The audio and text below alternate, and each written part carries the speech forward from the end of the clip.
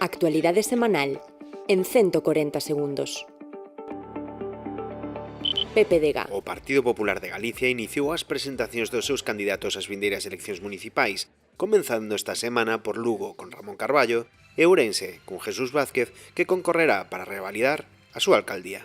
Parlamento. No Parlamento, Feijóo defendeu a xestión que o PPDG fai dende a Xunta da Sanidade Pública, a que, por certo, segundo o último barómetro sanitario, os galegos dan a mellor nota dende que hai enquisas.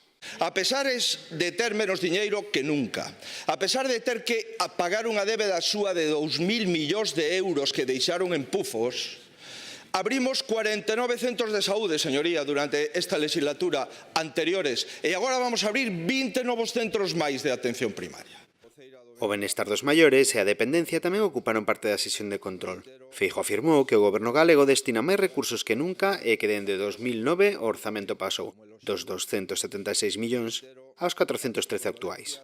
É dicir, na metade da legislatura vamos a cumprir o número de dependentes atendidos que tiñamos para toda a legislatura, 60.000.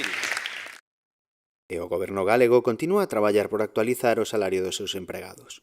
Despois de subir as retribucións dos traballadores da Xustiza e da Sanidade, agora toca o turno aos da Educación. O conxunto dos 32.500 docentes de Educación Pública en Galicia terán un incremento retributivo de 1.260 euros ao ano.